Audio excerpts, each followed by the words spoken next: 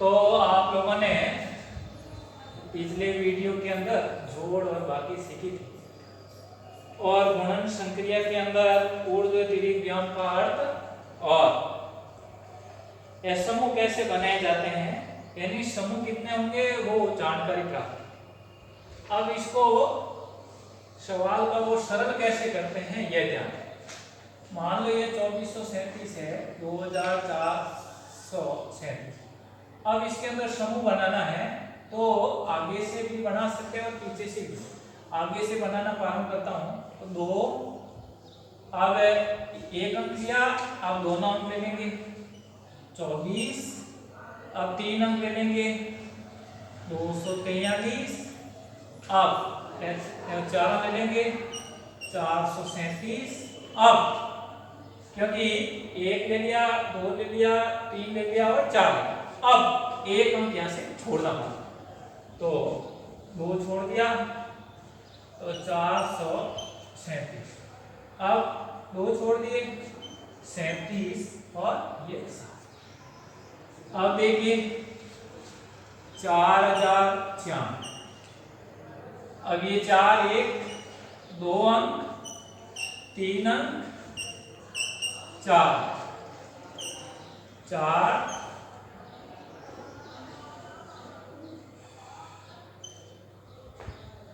4 0 2 6 0 26 26 और 6।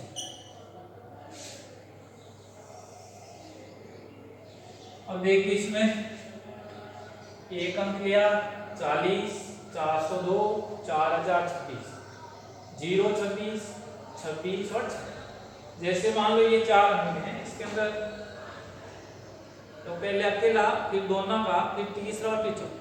जो पहले आया उसको छोड़ना, फिर 1 छोड़ दी, फिर 2 छोड़ दिया, फिर 3 छोड़ दिया। तो इस प्रकार से 1 2 3 4 5 6 और 7। तो यानी 7 समूह बने थे। यानी पिछले वीडियो के अंदर आप लोगों को समूह बना। अब देखिए एक अंक का समूह है तो क्या वो गुणा सीधा करते हैं ऊर्ध्व। 2 अंकों का समूह है तो गुणा वे तिर्यक करेंगे। 3 अंकों का समूह है तो तिर्यक और ऊर्ध्व दोनों। यदि 4 अंकों का समूह है तो आप उसका है वो तिर्यक, और फिर यानी 5 का है तो ऊर्ध्व और तिर्यक। तो इसके अंदर क्या है कि जब यानी 2 4 6 8 10 इस प्रकार से अंकों का समूह बनेंगे, इसके अंदर तो तिर्यक ही होगा। और जब विषम पद का मतलब 3 5 7 तो उसके अंदर ऊर्ध्व और तिर्यक दोनों। अब इसको करना कैसे ये जान। तो 2 है, इसका मतलब है इसको ऊर्ध्व तो 7 × 6। अब 2 अंकों का समूह है, इसका मतलब है तिर्यक। तो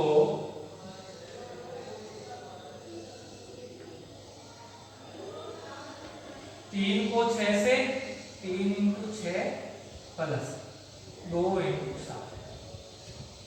अब 3 का है तो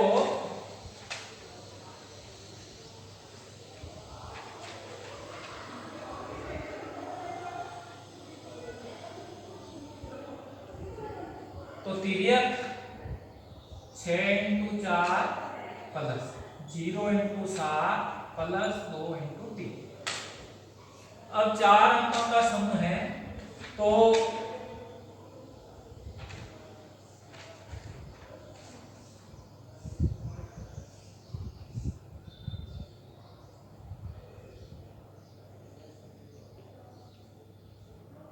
सब तिर्यक क्या होंगे।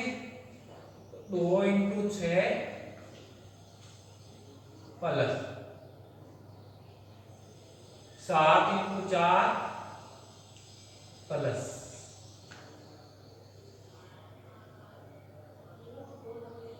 4 × 2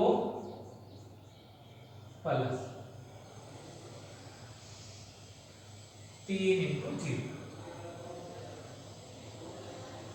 अब वापस 3 अंकों का समूह है, ऊर्ध्व और तिर्यक।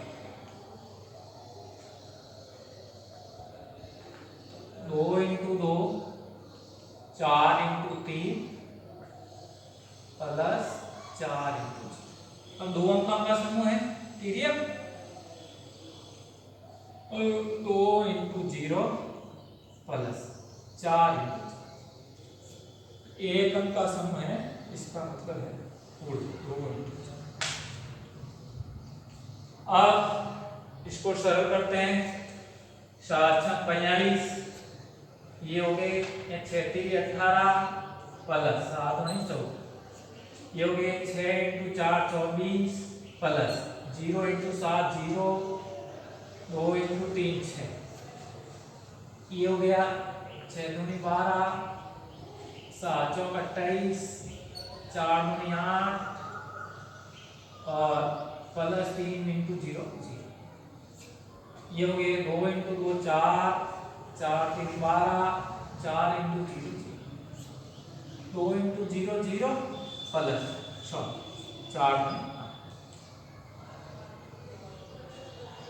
42, 18 और 10 28, 27 और 4 32, ये हो गए 24 और 36, ये हो गए 12 और 28 40, 40 और 8 48, 12 और 4 हो गए 16, 16 और 0 हो गए 16 और ये 8। अब इसमें एक एक अंक लेना और अगले वाला अंक है वो 80 के रूप में जोड़ना। तो देखिए ये 2 का 2, ये यहाँ आ गया, तो ये 32 और 4 हो गए 36, 36 का 6 हासिल ये 3 हो गए। अब ये 3 यहाँ जाएंगे तो 30 और 3 हो गए 33, हासिल हो गए 3, और फिर 3 है वो 48 में जोड़े तो 48 और 3 हो गए 51 और हासिल के 5, और 16 और 5 हो गए 21 और हासिल के 2, 16 और 2 कितने हो गए 18 और हासिल का 1 8 और 1 9। तो इस प्रकार से आपका 9 8 1 1 3 6 2। तो इस प्रकार से ऊर्ध्व तिर्यक से है वो गुणा यानी कैसे करते हैं, तो इसमें न तो कोई शर्त है यानी किसी प्रकार का गुणा हो सकता और यानी कम समय में हो सकता, तो ये है।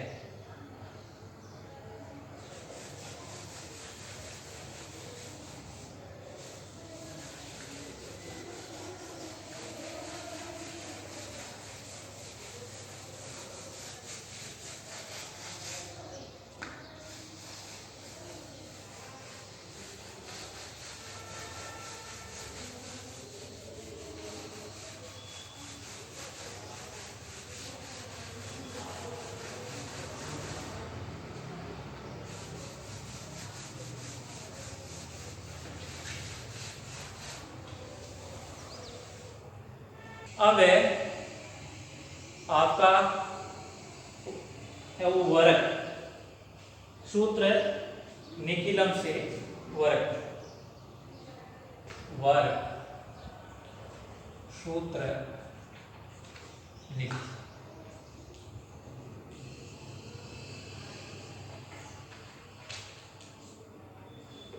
अब इसके अंदर एक है वो आधार के आसपास और एक है वो उपाधार के आसपास।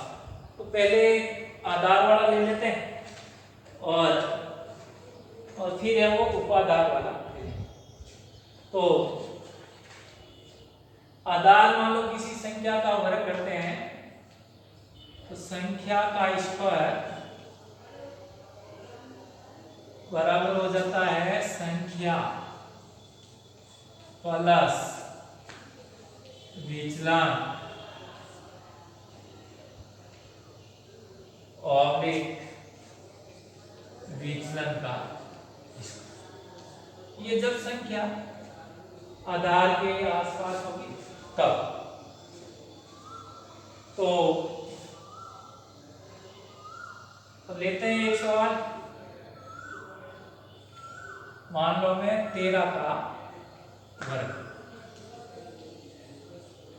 अब 13 का वर्ग करना है तो ये यानी कौन से आधार के नजदीक है, आधार बराबर 10। अब दूसरा शब्द है इसमें आपका है विचलन। तो विचलन बराबर होता है संख्या माइनस आधार। तो विचलन होता है संख्या माइनस आधार। तो हमारी संख्या 13 है और आधार 10 के नजदीक है, इसलिए 13 में से 10 चले गए तो 3, तो विचलन हो गया आपका 3। अब 13 का वर्ग करना है तो देखिए यह संख्या 13 है। अब संख्या ये 13 प्लस विचलन ये 3 और विचलन का स्क्वायर 3 का स्क्वायर, तो 13 और 3 हो गए 16, 3 का वर्ग हो गया 9, तो 9 तो इसमें 13 का वर्ग है वो आपका 169 हो गया। अब ये जो विचलन है वो धनात्मक है। अब हम विचलन वो ऋणात्मक है तो देखते हैं, एक सवाल ऐसा ले लेते हैं।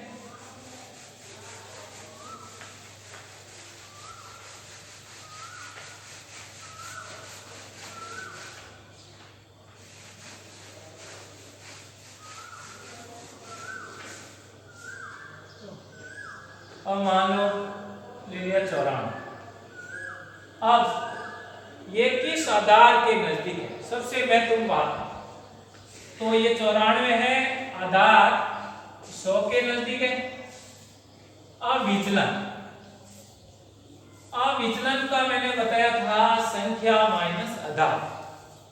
संख्या में से आधार घटाना, तो 94 माइनस 100, तो किस चिन्ह के कौन सी संख्या कितनी अधिक है वो देखें। तो 94 माइनस 100 तो ऋणात्मक संख्या यानी 94 है वो 6, तो माइनस 0 6, क्योंकि यहाँ आधार 100 है, इसलिए विचलन के अंदर भी 2 अंकों का समूह लिखते हैं। अब इस सवाल को सरल करते हैं। अब इसके अंदर 94 का स्क्वायर, ये सूत्र है आपके पास, तो आपका सूत्र था संख्या प्लस विचलन। तो संख्या कितनी है 94 और प्लस, अब विचलन माइनस 0, तो इसको छोटे कोष्ठक के अंदर लिख देते हैं माइनस, और विचलन का स्क्वायर माइनस 06 का स्क्वायर। तो 94 में से अब देखो 94, अब प्लस माइनस, जब कोष्ठक से बाहर आएगा तो गुणा होगा, तो 94 माइनस 06 और माइनस 06 का स्क्वायर, तो माइनस माइनस प्लस हो जाएंगे, 6 को 6 का वर्ग करेंगे तो 36 हो जाएगा। अब 94 में से 6 चले गए तो पीछे बचे 86 और यहाँ 36। अब आधार 100 है, इसलिए 2 अंकों का समूह लिखेंगे पीछे से, तो आपका वर्ग हो गया 36 और 83। तो इस प्रकार से जब संख्या आधार के आसपास है तब हम उस संख्या का विचलन कैसे निकालते हैं, तो ये आप लोगों के वैदिक गणित में है वो तरीका।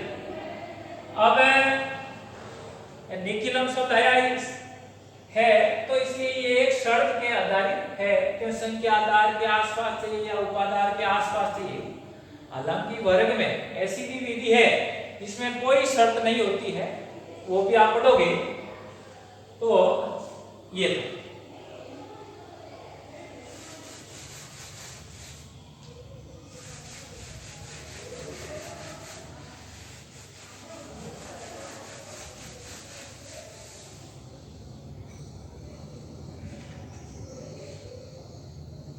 अब आधार से बड़ा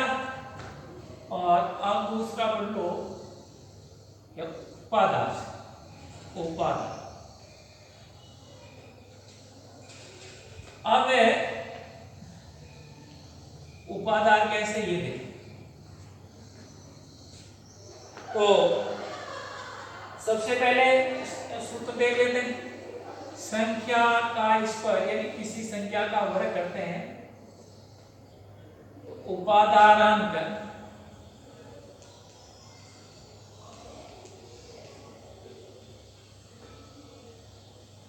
संख्या प्लस विचलन